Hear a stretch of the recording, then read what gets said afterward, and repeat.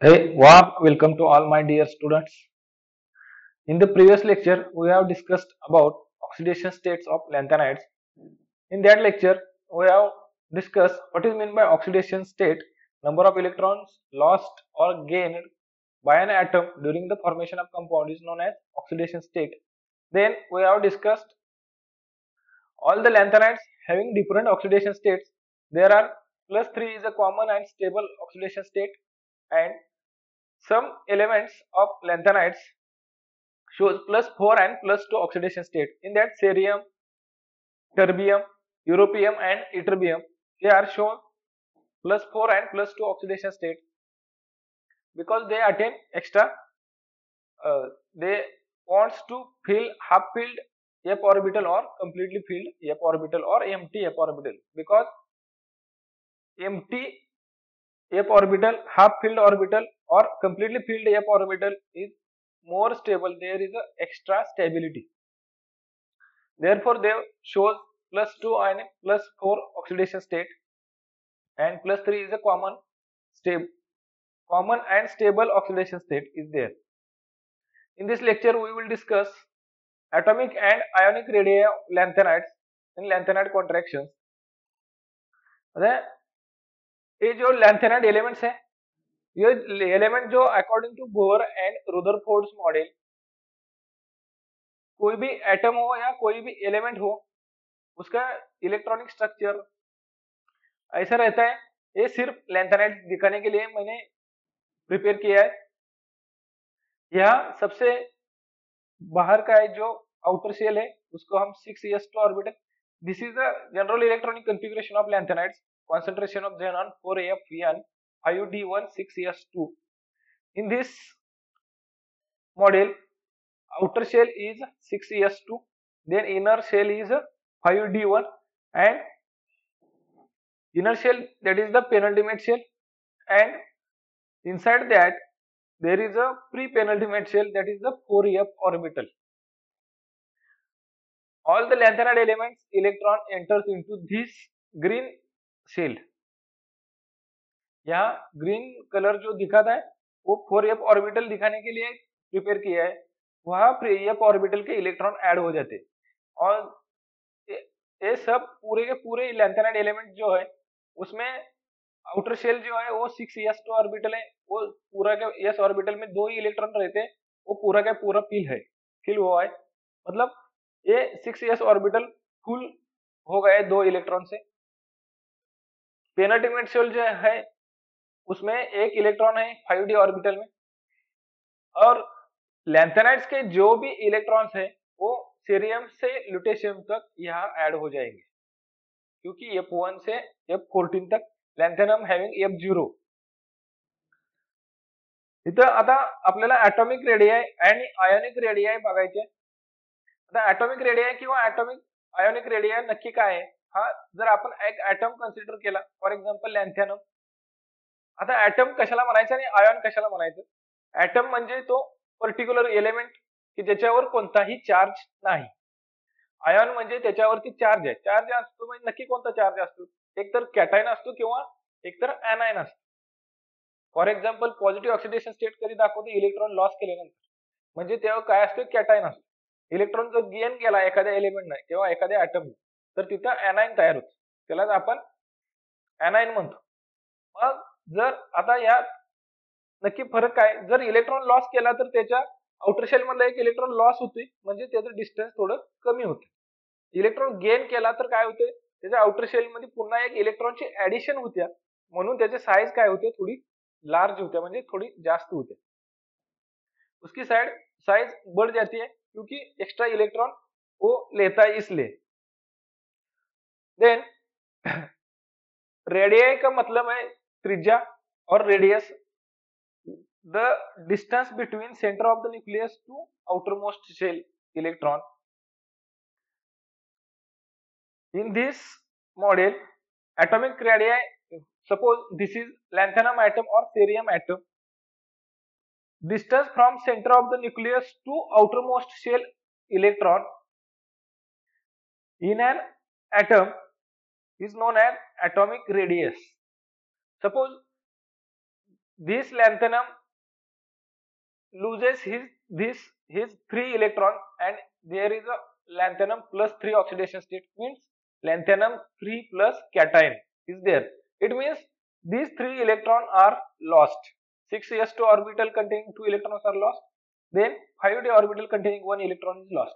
It means these two shell is not there. यहाँ के दो shell जो है, शेल जो है वो निकल जाएंगे, क्योंकि ये 3 इलेक्ट्रॉन है लैंथेनम ने लूज किए हैं, इसलिए यहाँ का शेप जो है ये सिर्फ ग्रीन कलर दिखाने वाला जो शेल है वही दिखेगा, क्योंकि लैंथेनम ने 3 इलेक्ट्रॉन लूज किए हैं, मतलब उसका ऑक्सीडेशन स्टेट पॉजिटिव होगा। लैंथेनम कैटायन होगा, लैंथेनम कैटायन होगा तो उसकी हमको आयनिक रेडियस निकलने हैं, तो किसकी कहाँ तक निकल सकती है, क्योंकि ये ओनली ग्रीन शेल जो है इसमें ही हम निकल सकते हैं, क्योंकि आयन का मॉडल जो है या आयन की साइज है वो सिर्फ इतनी ही है, क्योंकि जो 3 इलेक्ट्रॉन है वो 3 इलेक्ट्रॉन लूज किए हैं, इसलिए। तो आयनिक रेडियस की डेफिनेशन क्या होगी? The distance between centre of the nucleus to outermost electron of ion और point of influence of ion is known as ionic radius. Atomic radius आणि आयोनिक रेडियसची डेफिनेशन एकच आहे, फक्त ॲटम मध्ये सगळ्याच्या सगळे इलेक्ट्रॉन प्रेझेंट असतील आणि आयन मध्ये फक्त इलेक्ट्रॉन एकतर लूज केलेले असतील किंवा इलेक्ट्रॉन गेन केलेले असतील. जर ॲटम प्रेझेंट असेल तर ॲटमचे आणि आयनचे डेफिनेशन एकच आहे, electron from centre of the nucleus. Centre of the nucleus जो इथं प्लस साइन दिसते, त्या प्लस साइन पासून जर ॲटम असेल तर त्याच्या बाहेरच्या कक्षेतील इलेक्ट्रॉन जिथपर्यंत प्रेझेंट आहे तिथपर्यंत डिस्टन्स त्याला आपण ॲटॉमिक रेडियस म्हणतो. आणि आयन म्हणजे इलेक्ट्रॉन जर लूज केलेला असेल तर जेवढे लूज करून जे काही त्याची साईज कमी होईल तिथपर्यंत जे डिस्टन्स आहे त्याला आपण काय म्हणतो? रेडियस म्हणतो. जर सपोज आता हा रेडियस जी हा एरो आहे, व्हाईट कलर एरो, हा जर एरो कंटिन्यू इथपर्यंत झाला तर याला आपण डायमीटर म्हणतो, मराठीत त्याला आपण व्यास म्हणतो. आता या प्रत्येक ॲटमचे म्हणजे आता लॅन्थॅनम पासून ल्युटेशियम पर्यंत जे काही 15 एलिमेंट्स आहेत, 15च्या 15 एलिमेंटचे आपण ॲटॉमिक रेडियस किंवा आयोनिक रेडियस डिटरमाइन करू शकतो, किंवा आपण त्याच याच्यावरती आपण आता डिस्कशन करणार आहे. त्यानंतर लॅन्थॅनाइड जे एलिमेंट जे आहेत सगळे सगळे लॅन्थॅनाइड एलिमेंट्स हे इथं same period and same group म्हटलं होतं आपण, 6th period and 3rd B group मध्ये प्रेझेंट आहेत. त्यानंतर लॅन्थॅनमचं मात्र atomic number lanthanum to lutetium 57 to 71 आहे. प्रत्येक एलिमेंटचा एक युनिटनं ॲटॉमिक नंबर इन्क्रीज होत गेलाय. तसं काय होतंय, आता एक कॉमन ट्रेंड असतोय की जो तुम्ही फर्स्ट इयरला शिकलाय पेरियोडिक प्रॉपर्टीज मध्ये, ज्या ज्या प्रॉपर्टीज आहेत त्या टॉप टू बॉटम किंवा अक्रॉस द पेरियड ज्याला आपण लेफ्ट टू राईट म्हणतो, तिथं त्या प्रॉपर्टीजचा ट्रेंड चेंज होत असतो. तिथं ॲटॉमिक रेडिया किंवा आयोनिक रेडिया मध्ये काय होतं, top to bottom atomic radii किंवा आयोनिक रेडिया इन्क्रीज होत जाते. का इन्क्रीज होत जाते? कारण या प्रत्येक ज्यावेळी पिरियड इन्क्रीज होते त्यावेळी तिथे एक शेल ऍड होत जाते. शेल ऍड होत गेल्यामुळे त्याची डिस्टन्स वाढते, म्हणून त्याला इन्क्रीज होते. इथं मात्र बघा अक्रॉस द पिरियड म्हणजे लेफ्ट टू राईट याची ॲटॉमिक रेडिया किंवा आयोनिक रेडिया काय होत्या? डिक्रीज होत्या. म्हणजे लॅन्थॅनम टू ल्युटेशियम ॲटॉमिक रेडिया किंवा आयोनिक रेडिया काय होत्या? डिक्रीज होत्या. बघा हे सगळेच्या सगळे 15 एलिमेंट एकाच पिरियड मध्ये किंवा एकाच ग्रुप मध्ये प्रेझेंट आहेत, तरी सुद्धा त्याची ॲटॉमिक रेडिया किंवा आयोनिक रेडिया डिक्रीज होत जाते फ्रॉम अक्रॉस द पिरियड, म्हणजे लेफ्ट टू राईट. तर आता ते नक्की किती अमाऊंट चेंज होते ते बघू आपण. इथं जास्त काय चेंज होत नाही ॲटॉमिक रेडिया. बघा लॅन्थॅनमची 1.83 अँगस्ट्रॉम युनिट आहे, ते ल्युटेशियमची 1.74 अँगस्ट्रॉम युनिट आहे. इथं फक्त डिफरन्स आहे 0.09 अँगस्ट्रॉम युनिट, म्हणजे एकदम स्मॉल चेंज होती ह्या एलिमेंट्स मध्ये. त्यानंतर आयोनिक रेडिया आहे. आता आयोनिक रेडिया हे लॅन्थॅनाइड 3+ ऑक्सिडेशन स्टेटचे आहे, म्हणजे 6s मधले 2 इलेक्ट्रॉन लॉस केल्यानंतर आणि 5d ऑर्बिटल मधला 1 इलेक्ट्रॉन लॉस केल्यानंतर जे काय साईज त्याची राहील त्याची साईज जर मेजर केली तर ते 1.03 आहे. बघा लॅन्थॅनम एलिमेंट किंवा लॅन्थॅनम ॲटमची साईज जे आहे ते 1.83 आहे अँगस्ट्रॉम युनिट. जर त्यानं 3 इलेक्ट्रॉन लूज केले तर 1.03 आहे, म्हणजे 80 अँगस्ट्रॉम युनिट साईज त्याची कमी होते. म्हणजे 3 इलेक्ट्रॉन जर रिमूव्ह झाले किंवा त्यातून काढून घेतले किंवा त्याने लूज केले म्हणजे त्या लॅन्थॅनमचा लॅन्थॅनम 3+ कॅटायन झाला तर तिथं त्याची साईज कमी होऊन 1.03 अँगस्ट्रॉम युनिट इतकी होते. आता इथं सुद्धा बघा लॅन्थेनाइटची आयोनिक रेडियाई सुद्धा डिक्रीज होत असताना 1.03 पासून 0.86 मध्ये म्हणजे 0.17 म्हणजे 0.17 अँगस्ट्रॉम युनिट इतकीच कमी झाली. म्हणजे जास्त काही चेंज होत नाही as compare to S block, P block किंवा डी ब्लॉक एलिमेंट. तिथं मात्र प्रत्येक एलिमेंटची साईज जास्त चेंज होत्या. आता ही साईज एवढी कमी प्रमाणात का चेंज होत्या तर त्याला एक रिझन आहे की जे लॅन्थेनाइट कॉन्ट्रॅक्शन मध्ये आपण बघणार आहे. एक बघा आता लॅन्थेनाइट कॉन्ट्रॅक्शन म्हणजे नक्की काय तर small and steady decrease in. आता इथं एकदम कमी प्रमाण 0.09 अँगस्ट्रॉम युनिटची साईज कमी झाल्या 1.83 angstrom unit to 1.74 angstrom unit. The small and steady decrease in atomic radii or ionic radii with increase in atomic number. Atomic radii decrease होत्या पण त्याच वेळी atomic number मात्र increase होते 57 ते 71 पर्यंत फ्रॉम 57 टू 71. त्याचवेळी atomic radii किंवा ionic radii small and steadily decrease होत्या त्याला आपण लॅन्थेनाइट कॉन्ट्रॅक्शन म्हणतो. Small and steady decrease in atomic or ionic radii with increasing atomic number is known as lanthanide contraction. ह्या व्हॅल्यू आहेत. त्यानंतर इथं मात्र ह्या फिगर जे आहेत फिगर मध्ये आपण पुन्हा एक ग्राफ प्लॉट केलाय किंवा ड्रॉ केलाय जसं तुम्ही पाठीमागच्या वर्षी केमिकल कायनेटिक्सचे रीडिंग घेतले होते प्रॅक्टिकलचे वेळी आणि त्याचा एक ग्राफ प्लॉट केला. जर ॲटॉमिक रेडियाचा आपण ग्राफ प्लॉट केला तर आपल्याला हा फर्स्ट ग्राफ आहे तो सेम हा ट्रेंड मिळतोय आपल्याला.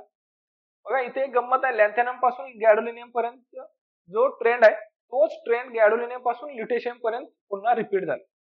जर इथं ट्रेंड रिपीट होतोय याचा अर्थ साईज त्याच प्रमाणात पुढच्या ब्रेक पासून हा जो इथे एक गॅडोलिनियमचा एक जी व्हॅल्यू आहे त्याला आपण गॅडोलिनियम ब्रेक म्हणतो कारण हेच प्रॉपर्टीज सेम पुन्हा रिपीट होते पुढे म्हणून त्याला गॅडोलिनियम ब्रेक म्हणतो. जसं की 2 लेक्चर मध्ये जर थोडाफार मध्ये वेळ भेटतो तुम्हाला लेक्चर चालू असताना पहिले लेक्चर संपल्यानंतर जे दुसरं लेक्चर असते ते लगेच कनेक्टेड होऊन चालू होत नाही तिथं थोडा ब्रेक मिळतो तुम्हाला 1-2 मिनिटं असेल किंवा 5 मिनिटाचा पण असू शकतो टीचर येईपर्यंत. तसं इथं सेम प्रॉपर्टीज रिपीट होते म्हणून इथं त्याला गॅडोलिनियम ब्रेक म्हटलंय. त्यानंतर आता ही युरोपियम अँड इटरबियम हे जे maximum ionic radii atomic radii दाखवते ते युरोपियम आणि इटरबियमचे दाखवते. हे मेटॅलिक बॉन्डिंग ज्यावेळी होते आता ऍटम कधी प्रेझेंट असेल जर मेटल मेटल ऍटमचं मेटल मेटल बॉन्डिंग असेल म्हणजे ज्याला आपण मेटॅलिक बॉन्डिंग म्हणतो. या मेटल मेटल बॉन्डिंग असताना सगळेचे सगळे इलेक्ट्रॉन प्रेझेंट असतात पण युरोपियम आणि इटरबियम मात्र 3 इलेक्ट्रॉन लूज करत नाही. दुसरे सगळेचे सगळे एलिमेंट 3 इलेक्ट्रॉन लूज करून दुसऱ्या 3 ऍटम बरोबर बॉन्ड तयार करू शकते. पण युरोपियम आणि इटरबियम जे आहे ते फक्त 2 इलेक्ट्रॉन लूज करते आणि 2 मेटॅलिक बॉन्ड तयार करते. इथं 2 इलेक्ट्रॉन लूज केल्यामुळे इथं F7 हाफ फील्ड ऑर्बिटल होते आणि इथं F14 कम्प्लिटली फील्ड ऑर्बिटल होते म्हणून इथं ॲटॉमिक रेडियाई त्याची जास्त आहे. आयोनिक रेडियाई मात्र सगळेच्या सगळे 3 ऑल द एलिमेंट्स फ्रॉम सगळेचे सगळे 15 एलिमेंट्स प्लस 3 ऑक्सिडेशन स्टेट दाखवते म्हणून इथं स्टेडी डिक्रीज दाखवले. आता इथं नक्की लॅन्थेनाइट कॉन्ट्रॅक्शन म्हणजे काय बघा. आता या लॅन्थेनाइट कॉन्ट्रॅक्शन मध्ये जसं जसं इलेक्ट्रॉन ऍड होत जाईल एफ ऑर्बिटल मध्ये तसं तसं चार्ज वाढत जातो. चार्ज वाढत जातो म्हणजे काय होते की सेंटरला प्रोटॉन असते प्रोटॉनचा नंबर इन्क्रीज होते आणि आउटर शेलला इलेक्ट्रॉन असते इलेक्ट्रॉन पण वाढतात. इलेक्ट्रॉन निगेटिव्ह चार्ज आहेत प्रोटॉन पॉझिटिव्ह चार्ज आहे त्यामुळे त्यांचं चार्ज वाढत जाते त्यामुळं तिथं त्याचं अट्रॅक्शन वाढत जाते. अट्रॅक्शन होत असताना एफ ऑर्बिटल जो आहे तो त्या अट्रॅक्शनला विरोध करत नाही कारण एफ ऑर्बिटलचा जो शेप आहे किंवा इलेक्ट्रॉन डिस्ट्रीब्युशन आहे इलेक्ट्रॉन क्लाउड जो डिस्ट्रीब्युशन आहे त्या शेपमुळं ते त्याला रोटेट करू शकत नाही त्यामुळे त्याची साईज थोडी कमी होते त्याला आपण लॅन्थेनाइट कॉन्ट्रॅक्शन म्हणतोय. सो लॅन्थेनाइट कॉन्ट्रॅक्शन आपण नेक्स्ट लेक्चरला व्यवस्थित बघू नक्की काय होते ते. So please we want to stop here.